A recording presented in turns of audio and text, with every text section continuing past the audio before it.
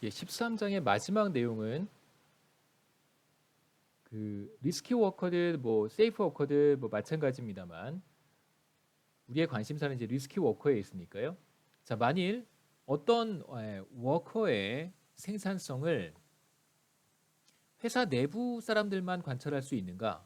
여러분들만 관찰할 수 있는가? 아니면 여러분의 친구들도 회사 바깥에 있는 사람들도 여러분이 고용한 직원들의 생산성을 관찰할 수 있는가? 이 문제입니다. 자, 리스키 타입이든 세이프 타입이든 뭐 리스키 워커든 세이프 워커든 모두 다 급여는 5만 달러로 동일합니다. 자, 그런데 우리의 문제는 리스키 워커가 만일 피치라고 하는 것을 알았다면 그렇다면 이 사람의 생산성은 30만 달러가 됩니다. 그런데 여전히 급여는 5만 달러밖에 되지 않겠죠. 자, 그럼 나의 생산성이 30만 달러인데 회사에서 저한테 5만 달러밖에 주지 않습니다. 그러면 저한테는 어떤 인센티브가 생길 수 있을까요? 어떤 다른 회사가 저에게 5만 달러보다 더 높은 급여를 약속한다면, 저한테 비딩을 한다면, 그러면 저는 당연히 여러분 회사를 그만두고 더 높은 급여를 지급하겠다고 약속한 회사로 옮겨갈 인센티브가 충분히 있습니다. 자, 우리의 관심사는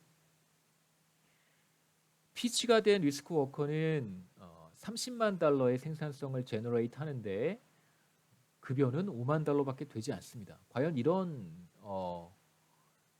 어떤 우리의 스토리인데요. 우리의 베이스라인 스토리가 정말 현실적인 것인가 아니면 비현실적인 것인가 이런 얘기를 하기 위해서는 우리가 어떤 사실을 확인해야 되냐면 리스키 워커의 생산성을 외부에서도 관찰할 수 있는가 그걸 우리가 퍼블릭 인포메이션이라고 하고요. 혹은 외부에서는 관찰할 수 없는가 프라이빗 인포메이션이라고 합니다. 자, 각각 어떤 뜻인지 보시겠습니다.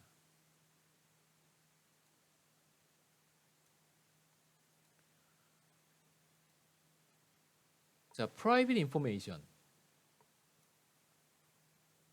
직원의 생산성이 private information이다라고 할 때는 무슨 뜻이냐면요. 그 직원을 채용하고 있는 회사만 그 직원의 생산성을 관찰할 수 있을 때 우리가 private information, 사적 정보, 뭐 개인 정보라고 하진 않고요. 사적 정보, private information이라고 부르고 information이 private하다라고 이야기를 하고요. 만일 어떤 직원의 생산성을 누구나 관찰할 수 있다면 우선 잠재적인 뭐 고용주, 사용자, 잠재적인 인플로이어들도 확인할 수 있다면, 관찰할 수 있다면 그렇다면 그런 노동자의 그런 직원의 생산성은 퍼블릭 인포메이션이다 이렇게 얘기를 합니다. 그래서 이런 인포메이션은 퍼블릭하다 이렇게 우리가 부릅니다. 자, 그래서 뭐 과학자들이나 뭐 저도 마찬가지입니다. 제가 뭐 얼마나 연구를 잘하고 있는지는 뭐 서울여대만 알고 있는 것이 아니라 외부에 있는 사람들도 뭐 저한테 관심만 있으면 뭐 금방 확인할 수 있습니다. 그 다음에 대표적으로 뭐 프로 스포츠 운동 선수들 그렇죠. 대표적으로 뭐 축구 선수들, 뭐 혹은 야구 선수들 몸값을 우리가 금방 알 수 있습니다.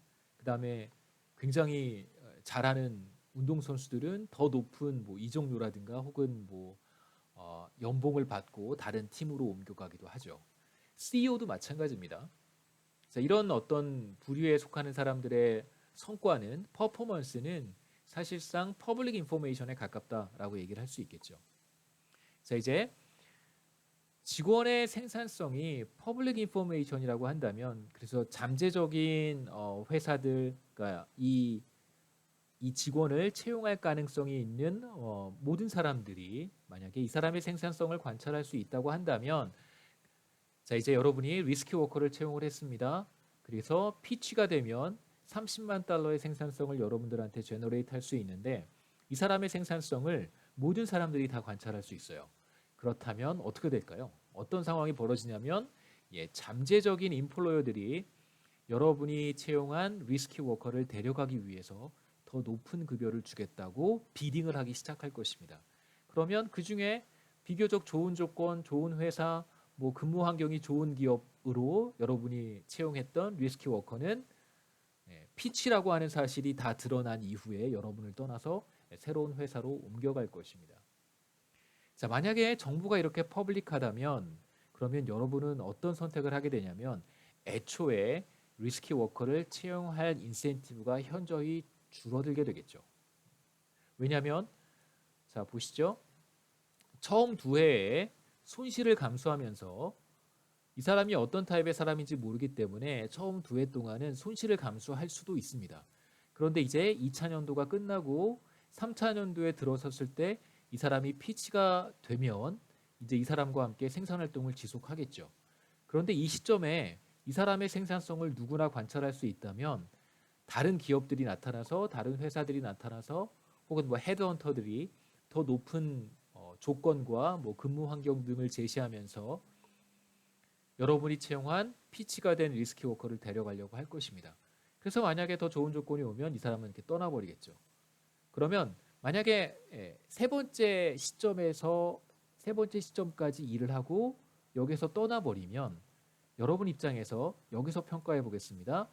첫 번째 해와 두 번째 해는 어느 정도 뭐 기대 이윤이 발생할 수 있겠죠. 2분의 1의 확률로 레몬이거나 2분의 1의 확률로 피치기 때문에 뭐 높지 않은 그런 기대 이윤을 얻고 손실을 감수를 했습니다. 그런데 세 번째 해가 됐을 때 딱 한 기간 높은 생산성을 받고 리스키 워커를 이제 다른 회사로 보내야 되는 것이죠. 아니면 킵하고 싶다면 여러분도 아웃사이드 옵션만큼을 같이 비딩을 해서 더 높은 급여를 제시를 해야 할 것입니다.